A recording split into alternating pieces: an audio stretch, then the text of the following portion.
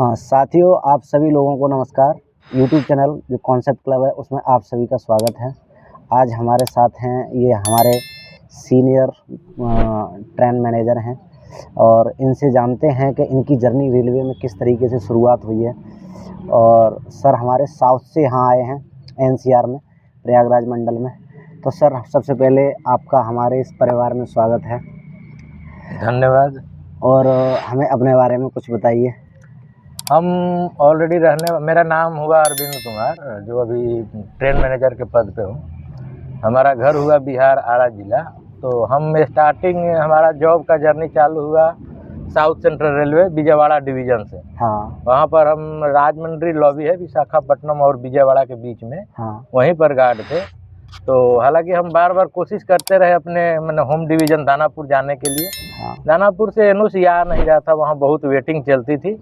अचानक हमको मालूम चला, एक दोस्त ने बताया यार एनसीआर में डालोगे तो एनसीआर में तुम्हारा लिस्ट कंफर्म हो जाएगा और तुम विजयवाड़ा से नज़दीक हो जाएगा तुम्हारे बिहार आने जाने के लिए, एनसीआर चले आओ। हाँ। ठीक, मैंने वही किया। एनसीआर को फार्म अप्लाई किया, 2-3 महीने के अंदर ये हमको क्लियर किया। हाँ। एनसीआर में आया। इधर आने के बाद हमको फर्स्ट पोस्टिंग टुंडला मिला और आके टुंडला में तो बहुत मतलब ज़्यादा वर्क है, बड़े बड़े यार्ड हैं। हाँ। जैसे जीएमसी यार्ड हुआ, गाजियाबाद यार्ड हुआ। इतने बड़े यार्ड में वहाँ हम कभी ड्यूटी नहीं किए थे, वहाँ हमारा सेक्शन बहुत छोटा था। तो यहाँ आके बहुत कुछ सीखने को मिला। हालांकि काम ज़िंदगी में कभी मतलब अपने आप को पूर्ण आदमी नहीं हो सकता काम सीख के। हमेशा हर नए जगह जाने पे कुछ नया चीज़ देखने को मिलता है, नया चीज़ सीखने को मिलता है। जो आकर यहाँ देखा, बहुत कुछ सीखा। अभी जर्नी चल रही है, गार्ड की ही चल रही है, गुड्स में हूँ। आप लोग के सहयोग से आया तो मैं तो बहुत जल्दी काम सीख गया और अभी तक काम में तो भगवान की दया से कोई दिक्कत आई नहीं और आगे निरंतर ना दिक्कत आए इसी प्रयास के साथ काम करता हूँ। बिल्कुल बिल्कुल सर, हम सब लोगों का यहाँ सहयोग रहेगा कि आपको बिल्कुल कोई दिक्कत ना आए टुंडला लॉबी में। मैं सर ऐसे एक चीज़ जानना चाह रहा था, जैसे अभी कुछ समय पहले आरआरबी एनटीपीसी में कुछ जगह निकली थी, तो कई ढेर सारे जो बच्चे हैं उनकी ये प्रॉब्लम रहती है कि जैसे साउथ से भरनी है फॉर्म फिल करें, क्योंकि उधर की कट ऑफ थोड़ी कम जाती है और इधर की अपने यहाँ की कट ऑफ थोड़ी सी ज़्यादा जाती है। तो ऐसी क्या चुनौतियाँ रहती हैं जो लोग, जैसे जानकारी तो है नहीं उधर वर्किंग की, किसी को जानकारी नहीं है, बेरोज़गारी का टाइम चल रहा है तो सब लोग सोचते हैं कि आसानी से रोज़गार मिल जाए, क्योंकि जब यहाँ कोई बच्चा फॉर्म भरता है और उसका 1-2 नंबर से रह जाता है तो वो सोचता है कि साउथ से भर देते तो नंबर आ जाता। देखिए, ये सब जो बातें हैं पहले के ज़माने में थी। हाँ। आजकल नौकरी मतलब सरकारी नौकरी, रेलवे खास करके। हाँ। रेलवे में अभी हमने 3-4 साल पहले देखा था, अभी उस समय हम विजयवाड़ा ही थे। हाँ। हमारे जबकि सबसे टाइट माना जाता है कि पटना का कट ऑफ ज़्यादा जाता है। हाँ। आरआरबी का। तो उस समय तो साउथ सेंट्रल रेलवे सिकंदराबाद का ही कट ऑफ ज़्यादा चला गया। हाँ। पटना से। तो अब वो सब बातें नहीं रही कि साउथ में जाने से हो जाएगा। हाँ, ये बात ज़रूर है, आदमी का एक मन का भ्रम रहता है कि थोड़ा दूर जाने से जॉब हो जाएगा। पहले के ज़माने में उधर के लोग जो थे मतलब रोज़गार पे ज़्यादा फोकस करते थे, सर्विस सरकारी नौकरी पे उतना फोकस नहीं कर पाते। तो ये सब नहीं सोचना चाहिए। देखिए, वहाँ उधर जाने पे भैया बहुत सारी परेशानियों को झेलना पड़ता है। जैसे अब हम लोग जा रहे थे तो पॉकेट में पैसा रहते हुए खाने के लिए तरस जाते थे वहाँ पर, उधर वहाँ साउथ में। हालांकि वहाँ जब गए तो स्टार्टिंग में तो ट्रेनिंग सेंटर में सब चीज़ मिलते थे। हाँ। अगर मार्केट से कोई भी चीज़ लेना हो तो कुछ हिंदी कुछ इंग्लिश मिक्स करके बॉडी लैंग्वेज से और ज़्यादा ठेले के सामान खरीदते थे हम लोग। हाँ। ठेले पे डायरेक्ट उस पर हाथ रख के बताते थे कि मतलब ये चीज़ चाहिए, ये मतलब ½ केजी बोलने से वो समझ जाता था कि ये सामान उसको ½ किलो चाहिए। अगर वो सामान किसी डिब्बे में बंद है, किराने स्टोर में है, तो हम उसका नाम तक नहीं जानते थे। फिर एक एक सामान को लिखते थे, उसको फिर किसी आदमी से तेलुगु में ट्रांसलेट कराते थे, फिर उसको याद कराते थे। याद करके जैसे हम लोग स्टार्टिंग में गए थे, 1-2 बोलने में हमको लोग को इतना परेशानी आई कि 10 तक गिनती सीखने में हम लोग को 10 दिन लगा था। तेलुगु की जो गिनती होती है, शाम को आपस में याद करते थे, एक दूसरे को सुनाते थे, सुबह मार्केट में जाते थे, भूल जाते थे। 1 2 3 4 5 6 7 8 9 10 ऐसे 10 तक गिनती में बोला अभी। तो ऐसे बोलने रहते हैं तो बहुत टफ होता है। वर्किंग में जब जाइएगा तो वर्किंग में अब गाड़ी रोकने को अलग बोलना है, स्टार्ट कीजिए ड्राइवर साहब बोलना है तो अलग होता है। अच्छा, ये भी वहाँ तमिल में उसमें ही तेलुगु में ही बोलना पड़ता है। जैसे गाड़ी को जैसे हम ब्रेक भाना टर्न किए तो ब्रेक भाना टर्न करने के बाद ड्राइवर साहब उधर से फोन करेंगे, गार्ड गरु नु ब्रेक भानला उच्चेरा, तो इधर से हमको रिप्लाई करना है या पायलट गारू నాకు బ్రేక్ భాన్లో వచ్చారా, 1 నిమిషాలు ఆగండి, ఒక बैगन नंबर అది कंफर्म है తర్వాత నీకు చెప్తా। मतलब कि हम ये बोले कि 1 मिनट रुकिए, हम बैगन नंबर थोड़ा मिला के 1 मिनट में आपको बोल रहा हूँ। फिर स्टार्ट करना है तो पायलट गारू स्टार्ट चेंडी गार्ड सिग्नल राइट, ऐसे बोलना पड़ता था। तो ये सब बातें अभी इजीली बोल रहा हूँ, उस समय बहुत टफ होती थी, एक वर्ड सीखने में 10-10 दिन लग जाते थे। तो कुछ तो फिर मतलब जैसे जैसे समय बीतते गया वहाँ भी आसान होते गया, लेकिन स्टार्टिंग में जाने से भैया उधर बहुत तेलुगु झेलना पड़ता है। तो सर जैसे आप जब आरआरबी से भर्ती हुए होंगे, हाँ, तो आपने ऐसे ही भर दिया था, किसी ने सलाह दी थी उधर जाने के लिए? विजयवाड़ा वैसे किस स्टेट में पड़ता है? विजयवाड़ा पड़ता है आंध्र प्रदेश में। आंध्र प्रदेश में अभी जो आंध्र पर बंटवारा हुआ ना तेलंगाना, तो सिकंदराबाद चला गया तेलंगाना साइड। अच्छा, ये आंध्रा का आंध्रा ही रह गया। तो हम लोग का देखिए ये होता है ना कि जैसे उस समय थी, जैसे आदमी उधर का जो स्टूडेंट होते हैं उन लोग का मैथ का लेवल जो होता है डाउन होता है। हाँ। बिहार यूपी वालों का मैथ का लेवल जो अच्छा है स्टैंडर्ड होता है। हाँ। तो यहाँ जो कैंडिडेट का मैथ का लेवल डाउन होता है तो वो सीधे भाग जाते हैं साउथ में। ऐसा हम लोग का सीनियर जो बैच में पढ़ रहे थे वो लोग सलाह दिए कि तुम्हारा मैथ कुछ कमजोर है, जीके बहुत स्ट्रांग है, तुम उधर जाओगे तो होना ही होना है। तो उन लोग को सलाह मानकर हम लोग सीधे फार्म डाले थे, और भी अहमदाबाद डाले थे, पटना डाले थे, उसी समय सेंट्रलाइज हुआ था। तो हम लोग अचानक में लगे चलो हम लोग का थोड़ा मैथ वीक पड़ता है तो चलो निकल चलते हैं साउथ में, जाएंगे हो जाएगा। और गए, हो भी गया। बात सही था। उधर मतलब 5-6 मैथ बनाए थे, 5-6 मैथ छोड़ दिए, बस इतना ही मैथ आता है। हाँ, और जीके पे ज़्यादा उधर भर्तियाँ होती है, तो इसलिए जीके हम लोग का मजबूत था, तो जीके के सहारे जाके उधर भर्ती हो गए। हाँ, उधर जाकर फाइट कर दिए। तो यही कारण होता था। लेकिन आज के ज़माने में लगभग हर बोर्ड का एक ही रवैया है, हर जगह लगभग कट ऑफ उतना ही जाता है। कभी कभी हमने देखा है, हम तो वहाँ 10-11 साल रहे हैं, कि कभी कभी यूपी बिहार का कट ऑफ कुछ 1-2 नंबर कम हो जाता है। और चेन्नई और सिकंदराबाद का कट ऑफ 1-2 नंबर से ज़्यादा हो जाता है। तो अब वो बातें नहीं रही। हाँ, बस बाकी अपनी मर्जी है, जाने से फिर झेलना पड़ता है, खाने के लिए सोचना पड़ता है, उधर का फूड भी बिल्कुल चेंज रहता है।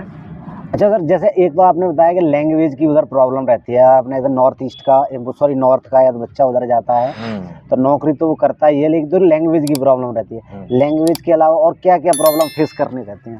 लैंग्वेज के अलावा आपको भैया खाने का भी मतलब बहुत फेस करना पड़ता है। अच्छा, उधर जैसे यदि कोई वेजिटेरियन बंदा है तो उसे वेजिटेरियन खाना तो मिलता है? देखिए, आप वेज हो के भी आप तो नॉन वेज उधर हो ही जाइएगा। वो जो धर्म के प्रति आदमी मान के चलता है कि हम नॉन वेज टच नहीं करेंगे, नहीं छुएंगे। बस एक खाएंगे आप वेज, बाकी एक ही चम्मच से। उधर के लोगों में मैंने होटलों में देखा, जाइएगा स्टार्टिंग में तो होटल का सहारा लेना पड़ेगा। बिल्कुल, सब चीज़ अचानक हो नहीं जाएगा। एक ही मतलब जो ये कलछुल होती है हम लोग की, एक ही कलछुल से अंडा निकाल के अंडा करी दे देगा, एक ही से निकाल के वो पालक करी दे देगा। मतलब उधर का लोग इतना ये सब मानकर नहीं चलते कि छूना नहीं है। नहीं, ऐसा बताते हैं ना, एक ही हाथ से मतलब चिकन भी निकाल के दे रहा है, एक ही हाथ से सब्जी भी निकाल के आपको पैक करके दे देगा। तो वो सब बचाना बड़ा मुश्किल होता है। अच्छा, ये खाने की प्रॉब्लम होगी, उसके बाद रहने रुकने की कुछ नहीं? रहने की कोई दिक्कत नहीं है। रहने की तो आपको मतलब हर जगह मतलब जहाँ जहाँ लॉबिया है तो वहाँ के लोग उसी हिसाब से, जैसे आज टुंडला में है तो टुंडला में 1 नहीं 2 दिन में तो सर्च करने से रूम मिल ही जाता है। तो वहाँ के लोग भी जानते हैं, एक उनका कमर्शियल ये हो जाता है, कुछ रूम एक्स्ट्रा बनवा दो, गार्ड ड्राइवर रहते हैं तो वो तो मिल जाते हैं किराए पे, उसके लिए कोई दिक्कत नहीं है। मेन आपको दिक्कत होगी मार्केटिंग करने में। कोई सामान किराना दुकान में जाइएगा तो अचानक से आप बोल नहीं पाइएगा, मतलब बिल्कुल मतलब 1-2% भी इधर से उधर लैंग्वेज नहीं मिलता है। तो कोई सामान हम कैसे किराना स्टोर से खरीदे तो वही उस समय कुछ इंग्लिश का सहारा लिया जाता है, कुछ बॉडी लैंग्वेज से बता के कि मतलब वो डब्बा वाला ½ kg का वाली चाहिए, ऐसे ऐसे बोल के। तो स्टार्टिंग में तो मतलब 1 साल हम लोग को बहुत झेलना पड़ा था। तो 1 साल के बाद धीरे धीरे इजी हो गया। इधर से सर उधर महंगाई जैसे बताते हैं, उधर महंगाई ज़्यादा है, महंगाई थोड़ी सी नहीं? साउथ में महंगाई ज़्यादा है भैया। अच्छा, हाँ, ज़्यादा महंगाई है। मतलब इधर अब जैसे अभी आलू का सीजन चल रहा है, अभी आलू खेत से नहीं निकल रहे हैं। तो हमारे यहाँ मार्केट में जाने से 20-25 रुपये तो केजी इजीली मिल जा रहे हैं। वहाँ मैंने देखा है सीजन आने पे भी 40 रुपए किलो कम से कम आलू रहते हैं। हरी सब्जी कोई कभी 60 रुपए से नीचे कम होती ही नहीं है। हम लोगों ने देखा है, खरीदा है, मतलब सब्जी वहाँ बहुत ज़्यादा आती है। चिकन मटन पे उधर लोग ज़्यादा फोकस करते हैं, सब्जी से ज़्यादा दुकान आपको चिकन मटन के दुकान मिल जाएंगे। इधर जैसे बहुत कम मिलते हैं, तो इधर का नर्स के लोग ज़्यादा वेज पे चॉइस रखते हैं, उधर का लोग ज़्यादा नॉन वेज पे रखते हैं। अच्छा सर, जैसे और भी बताते हैं, जैसे कुछ लोग जाते हैं साउथ की तरफ के मुंबई घूमेंगे, तो आंध्रा से मुंबई की तरफ, जैसे मुंबई सेंट्रल बोर्ड है जो, उधर थोड़ा आसान रहता होगा, क्योंकि मुंबई में तो मोस्टली अपने इधर दिल्ली साइड के ही लोग, फिल्म इंडस्ट्री तो है ही है। देखिए मुंबई साइड में कोई दिक्कत नहीं है, रहने खाने के लिए कोई दिक्कत नहीं है, नर्स से मिलता जुलता ही खाना पीना मिल जाएगा। हाँ। और लैंग्वेज का भी आपको कोई लगभग प्रॉब्लम नहीं आएगा। हाँ, लोकल क्षेत्रों में जाइएगा तो कुछ मराठी लोग बोलते जरूर है, लेकिन जब हम लोग गार्ड ड्राइवर जैसे जो हुए, हाँ। तो ये लोग मोस्टली शहर में ही रहते हैं, तो शहर में रहने पे कोई आपको दिक्कत लैंग्वेज का नहीं होगा। अच्छा, अगर वहाँ जैसे वर्किंग की बात करें, आपने यहाँ भी वर्किंग कर ली है, तो यहाँ भी काफ़ी दिन हो गए आपको, 1 आध महीना तो हो गया होगा वर्किंग करते हुए, आप वहाँ भी वर्किंग की है आपने, तो यहाँ की वर्किंग में और वहाँ की वर्किंग में कोई अंतर देखते हो? मतलब इजी, जैसे उधर की या इजी है या उधर की टफ है? नहीं, देखिए वर्किंग उधर की इजी है, इधर के अपेक्षा वर्किंग उधर की इजी है। कैसे इजी है सर? मतलब जैसे इजी, देखिए आपको एक फर्स्ट साधारण बात बता दे रहा हूँ कि जैसे हम लोग को जब गाड़ी एनआरटी करनी होती है, ठीक है, तो गाड़ी एनआरटी करने का मतलब गार्ड साहब या ड्राइवर साहब केवल साइड पे खड़े रहेंगे, ठीक है, आके वहाँ पॉइंट्समैन चैन गुट के डालेंगे और हाथ ब्रेक अप्लाई करेंगे, यहाँ गार्ड को डालने हैं। हाँ। तो एक तो पहला हो गया। दूसरी बात, मतलब यार्ड है, जैसे यहाँ पर जो जीएमसी यार्ड हुआ, गाजियाबाद यार्ड हुआ, ऐसे यार्ड वहाँ पर एक मात्र विजयवाड़ा ही यार्ड है जहाँ मतलब जो हम वर्किंग कर रहे थे, तो वो भी एक फिक्स है कि इधर एक्सप्रेस आएगी, इधर गुड्स आएगी, तो मतलब उतना वहाँ ज़्यादा कुछ समझने की जरूरत नहीं है। मतलब 1-2 दिन लर्निंग ले लिए तो बिल्कुल इजी हो गया। छोटे मोटे, हाँ, मतलब स्पेयर की ड्यूटियाँ उधर बहुत कम है। हाँ। ज़्यादा थ्रू गाड़ी लॉबी से लीजिए, लास्ट पॉइंट तक जाइए, डेस्टिनेशन तक जाइए, आइए। तो वहाँ सर वर्किंग कैसी होती है? जैसे मतलब जैसे आपकी ड्यूटी लगी तो बीच में गाड़ियाँ, जैसे यहाँ कहीं वेट खड़े रहते हैं, बंचिंग रहती है, ऐसा उधर भी होता है? हाँ, देखिए वहाँ जैसे यहाँ पर तो एक डीएफसी है विकल्प पे, हाँ। वहाँ पर केवल आईआर में ड्यूटियाँ करना पड़ता है। अभी शायद वहाँ भी दोस्तों से बात हुई, हाँ। ऑटोमेटिक बन गया है, आधा सेक्शन ऑटोमेटिक बना, पहले एब्सोल्यूट सेक्शन था। हाँ। तो बंचिंग तो वहाँ, ये सब तो समस्याएं वहाँ भी झेलनी रहती है, ऐसी कोई बात नहीं है। हाँ, उधर ये थोड़ा है कि मतलब शेडिंग कम है। ऐसा रहता है ना कई बार, जैसे गुड्स ट्रेन मैनेजर की बात आती है तो लोग ये कहते हैं कि अरे रास्ते में खड़े रहते हैं, गाड़ी पहुंचने में बहुत समय लगता है। नहीं, गुड्स में देखिए पीछे हैं और वो इंजन है। नहीं, देखिए गुड्स में तो हर जगह ये समस्या रहेगी आपको। हाँ। बंचिंग की समस्या आपको मिलती रहेगी कि एक स्टेशन पे 3-3 घंटा 4-4 घंटा वहाँ भी हम खड़े रहे हैं। हाँ, ऐसी कोई बात नहीं है कि मतलब ये केवल एनसीआर में है। अब देखिए जहाँ पर तक बात आती है आईआर की, तो आईआर में एक्सप्रेस ट्रेन चलानी रहती है, तो एक्सप्रेस में पैसेंजर चल रहे हैं, तो पैसेंजर की प्राथमिकता देनी है। अब आदमी एक दिल्ली से पटना जा रहा है, उसको जाने में अगर 3 दिन लग जाए, तो फिर रेलवे का कोई मायने नहीं रहता, तो रेलवे में कोई जाएगा ही नहीं। तो पैसेंजर ट्रेन को चलाना है तो गुड्स को साइड करना ही है।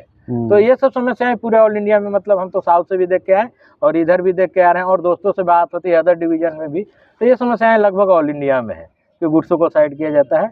तो ये सब समस्याएं हैं और आगे भी उम्मीद करता हूँ कि ये रहेगी। हाँ, अब इधर अपने इधर डीएफसी बन गई है, तो अब यहाँ थोड़ी सी कम। अब यहाँ डीएफसी में कम है, क्योंकि यहाँ केवल डीएफसी में गुड्स चलती है, तो जहाँ डीएफसी हो थोड़ा सा सैलरी वगैरह की। अच्छा, एक चीज और पूछनी थी, यहाँ की ड्रेस है जो ट्रेन मैनेजर की और वहाँ की जो ड्रेस है, ड्रेस में अंतर है कुछ? हाँ, ड्रेस में अंतर है। ये जैसे यहाँ पर एनसीआर में हम लोग का 2 ड्रेस कोड है, व्हाइट और व्हाइट ब्लू, व्हाइट और व्हाइट ब्लू। हाँ, वहाँ पर है कि मतलब पूरे साल आपको व्हाइट ही रहना है। अच्छा, हाँ, मतलब वहाँ ब्लू नाम का कोई चीज नहीं है सर। जैसे यहाँ मैं देखता हूँ कि मोस्टली गाड़ियाँ कोयला वगैरह की चलती हैं, तो व्हाइट गंदा भी हो जाता है, तो उधर भी कोयला चलता है? हाँ, वहाँ भी जहाँ हमसे ज्यादा मतलब 90% गाड़ियाँ कोयले की चलती है, 10% में लोहे वाली और ये गिट्टी वाली अच्छा चलती है, मटेरियल ट्रेन या बीसीएन वगैरह ये सब हो गई।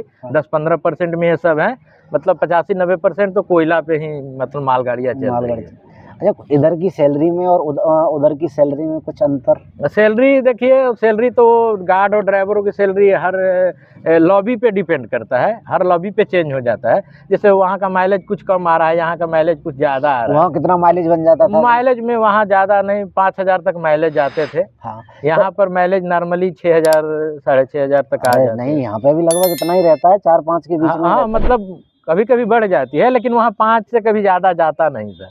यहाँ पर तो हम 6-6 हज़ार तक माइलेज भी कमाए हैं सर तो उस पर डिपेंड होता है। उधर की कुछ अच्छाई, जैसे छुट्टियों में दिक्कत आती होगी, छुट्टियों में दिक्कत छुट्टियाँ हमारा ये जो रनिंग स्टाफ हैं इन लोग की ये छुट्टी की समस्या ऑल इंडिया में है, ये हाँ। केवल एनसीआर में नहीं है भैया, ये लगभग हर जगह रहती है। बोलते हैं आप लोग चले जाओगे तो फिर गाड़ी कैसे चलेगी, तो हाँ। मतलब बोलते भी हैं देते भी हैं, ऐसा बात नहीं है, एक्सेप्ट करते हैं। यहाँ भी आए तो हम 1-2 बार छुट्टियाँ लिए तो हमारे सामने यही चुनौती आई, मतलब 10 दिन मत लो, 7 दिन लो, 6 दिन लो। वहाँ भी इस तरह का बात बोलते थे, बोलते हैं लोग, देते भी है। थोड़ा दूर वाले को हम लोग बोलते हैं कि सर जाने में आने में 4-5 दिन तो हमारे ऐसे लग जाएंगे, तो 6-7 दिन का छुट्टी हम लेके क्या करेंगे। तो ये बात को ध्यान में रखते थे वहाँ के लोग और बढ़ा देते थे, 10-12 दिन तक छुट्टी दे देते थे।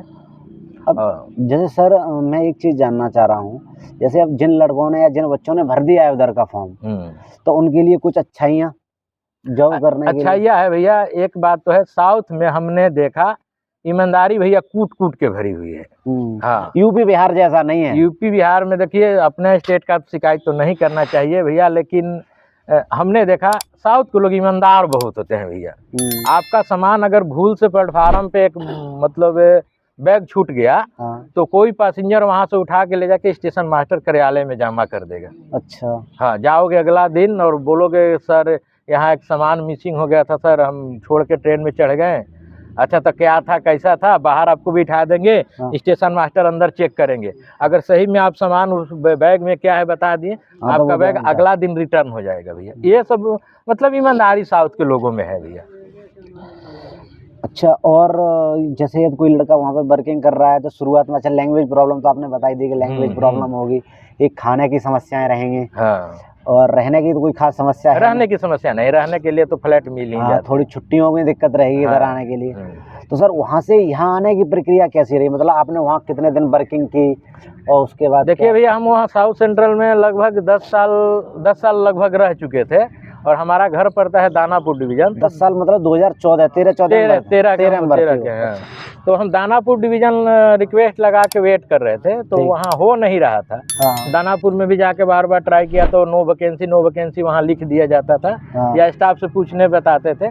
तो एक हमारे मित्र थे यहाँ के, जो उनका घर यूपी में ही पड़ता है, तो वहीं से आए, तो अचानक एक दिन फोन पे बात हुआ तो बोले कि अरे छोड़िए आप भी दानापुर को, एनसीआर में डालिए, एनसीआर में जगह खाली है, आपको हो जाने का चांस है। तो हम 4-5 लोगों का ग्रुप था जो दानापुर से कैंसिल करके और एनसीआर में डाला। एनसीआर में डालते ही हार्डली 3 महीने में हम लोग का फार्म का एनओसी मिल गया और एनओसी मिलते ही बस वहाँ से रिलीफ होके चले आए हम लोग। तो सर आप म्यूचुअल आए हैं या फिर ऑन रिक्वेस्ट? नहीं, हम लोग ऑन रिक्वेस्ट आए, क्योंकि साउथ वाले इधर होते नहीं, तो म्यूचुअल मिलने का चांस नहीं रहता है। तो जैसे सर आप ये वहाँ आए हैं, आपने 10-11 साल वहाँ वर्किंग कर रही है, तो सर उसमें कुछ सैलरी में भी अंतर आएगा, मतलब कुछ नुकसान रहे हो? जैसे आप अगर यहाँ होते अभी 2013 से एनसीआर में होते तो संभव मेल एक्सप्रेस चला रहे होते। देखिए भैया सैलरी पे कोई ज़्यादा इफेक्ट नहीं आती, आपका ग्रेड प्रमोशन डाउन चला जाएगा। ठीक है। बेसिक तो एक बार बेसिक बन जाने के बाद बेसिक चेंज नहीं होती है, बेसिक सेम में रह जाएगी। ये जो वर्किंग रह गया गुड्स और पैसेंजर का, ये इफेक्ट हो जाता है।